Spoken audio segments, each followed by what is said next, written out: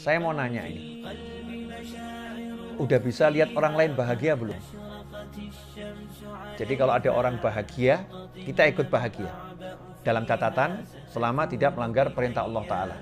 Selama kebahagiaan itu tidak bertentangan dengan syariat Allah Ta'ala. Contoh, lihat teman kok tiba-tiba bisa beli motor. Bisa ikut bahagia nggak?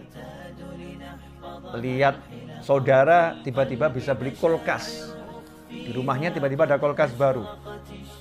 Bisa ikut bahagia nggak? Lihat kawan tiba-tiba bisa beli meja makan baru. Bisa ikut bahagia nggak? Lihat saudara kita, anaknya lulus. Ya, dalam sebuah ujian mendapatkan peringkat tertinggi. Bisa ikut bahagia nggak? Atau sebaliknya, naudzubillah min dzalik. Lihat teman beli motor, kita pun dalam hati mengatakan, motornya jelek. Motornya jelek. Kemudian ada teman mulai diajak komentar, motornya jelek. Motornya jelek. Uangnya paling ngutang gitu. Uangnya ngutang. Atau mungkin dia belinya nggak bener itu. Belinya nggak bener. Komentar negatif. Nggak bisa ikut bahagia. Komentar negatif. Lihat saudara beli kulkas. Bukannya senang, komentar negatif. Nggak mau kalah dengan saya. Mentang-mentang rumah saya kulkasnya baru, dia beli kulkas baru juga. Maunya niru saya terus. Saya punya apa, dia harus punya. Dasar orang iri dengki. Masya Allah. Naudzubillah min dzalik. Penyakit siapa ini ya? Masya Allah. Iri, dengki. Ikhwani rahimakumullah. Bukan sifat mukmin. Inilah yang dikatakan sifat iri. Naik jadi dengki. Itu akan menjadi penghapus pahala amal kebajikan.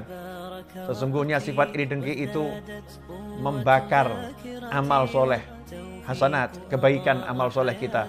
Seperti api itu membakar kayu, cepat habis. Makanya sifat mukmin apa? Sifat mukmin itu senang kalau saudaranya senang, bahagia kalau saudaranya bahagia, sedih ketika saudaranya mendapatkan musibah, sedih ketika saudaranya mendapatkan hal yang tidak menyenangkan. Ikhwani rahimakumullah, karena itu mari kita cek. Di pagi hari yang mulia ini kita cek hati kita ini. Sudah bisakah kita merasa bahagia dengan bahagianya orang lain? Kalau udah bisa, nikmatnya luar biasa. Kita nggak punya mobil, lihat saudara kita punya mobil, bahagia. Masya Allah. Kita nggak punya rumah, lihat saudara kita punya rumah, bahagia. Sehingga sepanjang jalan dan hidup kita akan selalu bahagia setiap melihat nikmat yang dimiliki orang lain. Mudah bahagia itu. Mensyukuri yang kita miliki dan mensyukuri yang dimiliki orang lain, karena pada hakikatnya syukur adalah melihat yang memberi. Yang memberi adalah Allah Subhanahu wa taala.